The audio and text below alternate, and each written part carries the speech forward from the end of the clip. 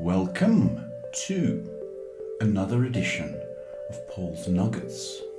Paul's what? Paul's Nuggets. And this is where I share a little bit of either stories or a little bit of wisdom that you may pick and use if you want to. You don't have to. No one's forcing you. However, I was thinking of a lovely story, but then it took me way back to when I first went to school.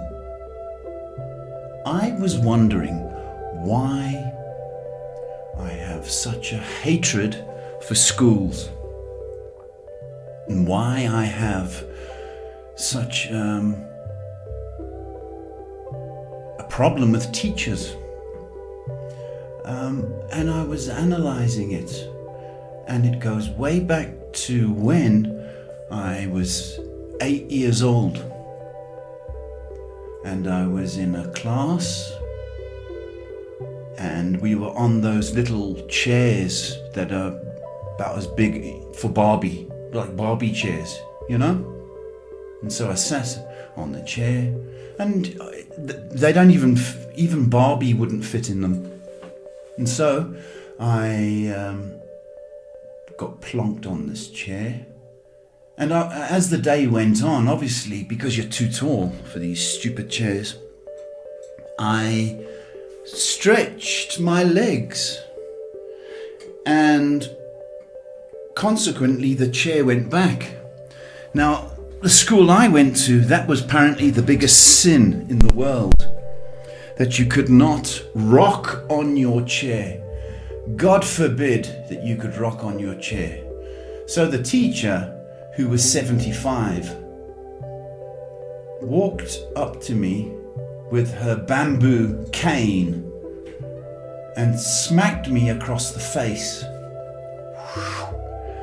I fell back of my head, and I had a big egg on the back of my head.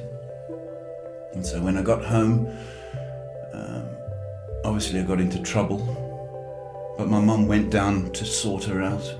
And just to give you an idea how old she was, her son was there, and he was 60.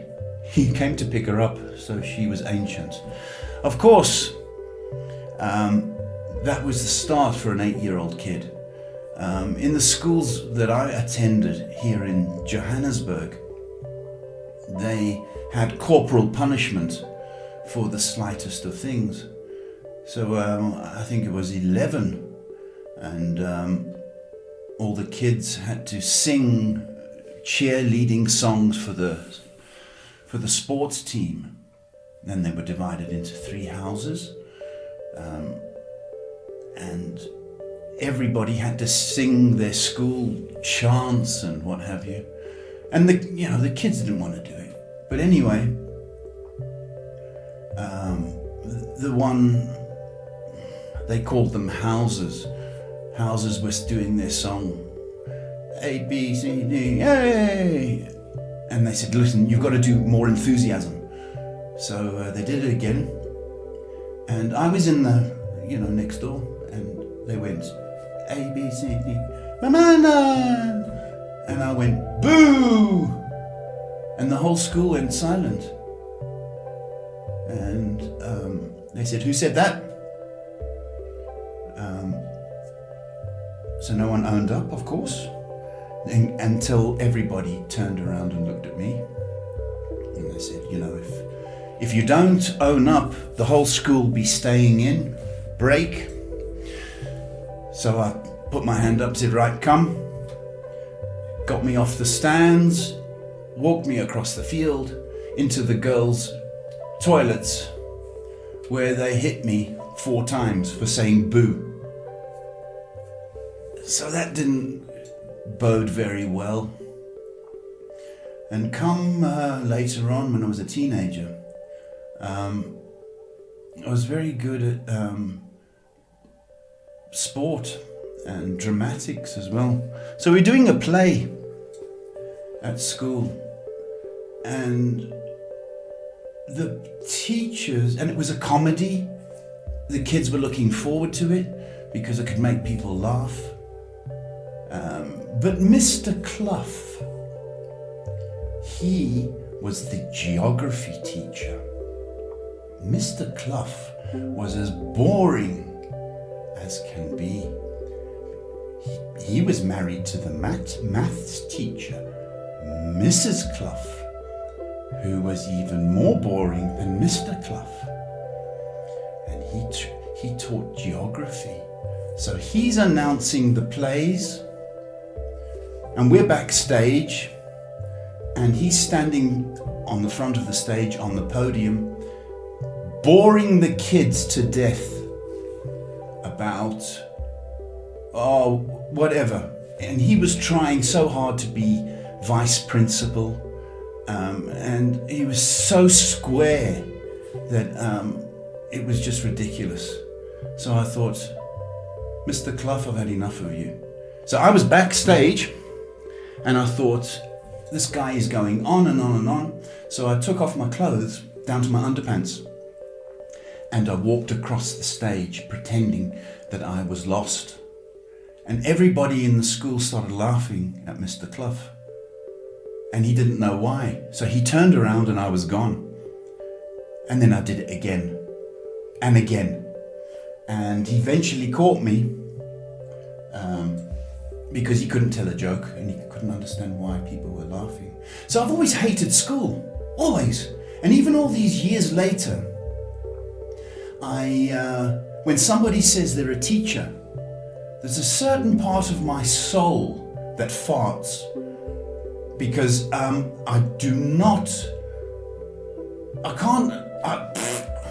right, that's all I want to say.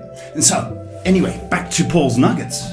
And this is the theme of my story because I was so fed up with school. Being beaten and failed and what have you. That when it came to the last year, I was a rebel. I decided I'm going to keep some textbooks as a protest, steal the textbooks. Not that I would ever use them. However, I kept this textbook. It was a math textbook, probably Mrs. Clough. However, I kept it. And so we're in South Africa, and my dad needs the garden to be done. So as you do, people come around to help. Usually they are black, as in all the help in this country, black people do it. So Patrick came round. He was a lovely guy. He was 15 years old. I must have been about 18, 19. So he used to come round every Sunday to do the garden. And, he was looked after, treated nicely. And he was going to school. Lovely kid. And we used to get along nicely. There was no colour. I have to tell you this. And in apartheid years,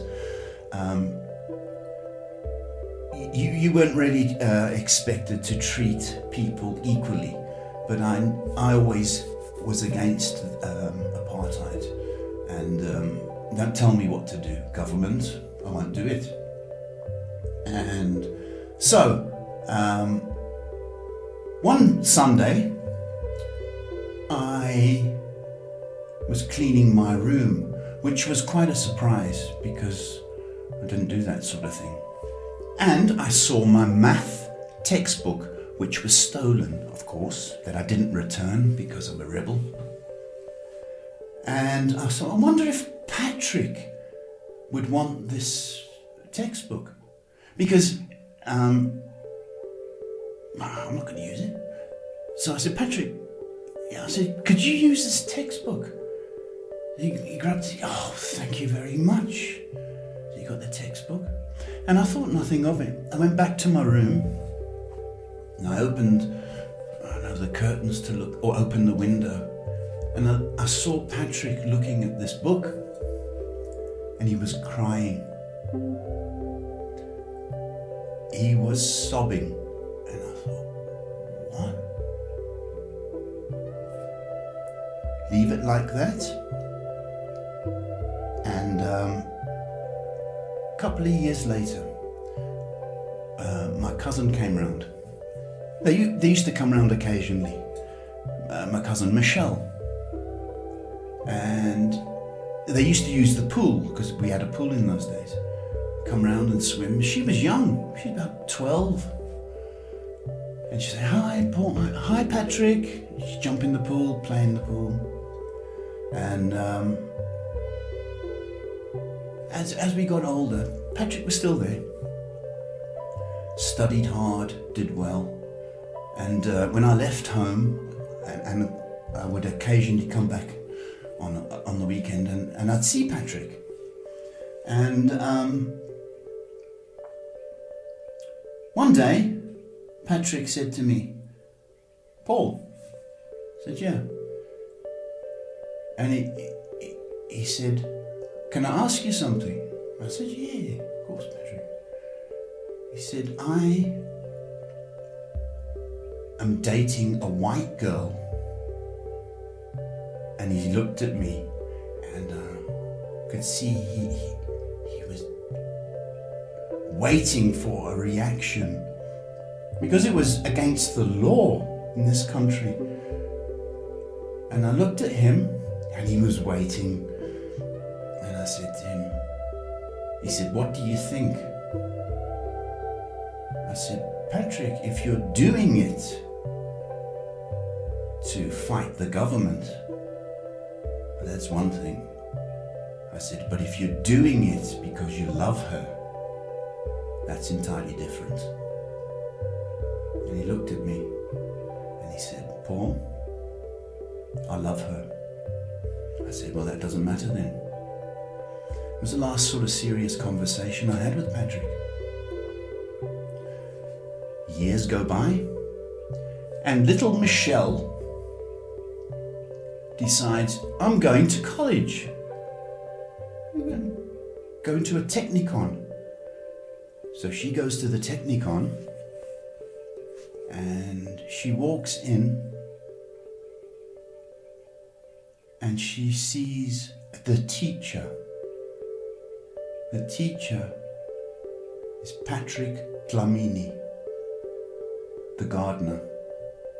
She said she could not believe her eyes. She couldn't call him Patrick because he wasn't the gardener anymore. And she said, "Oh, it feels so strange calling you Mr. Dlamini." And he smiled. She says, "You do remember me?" She says, "Yes. My brother Paul. Always be my brother." And I thought that was beautiful. Patrick was the first black man in Benoni to become a teacher at Benoni Technicon. And I like to think that my stolen math book in some way helped. That's my story. Take what you want. God bless.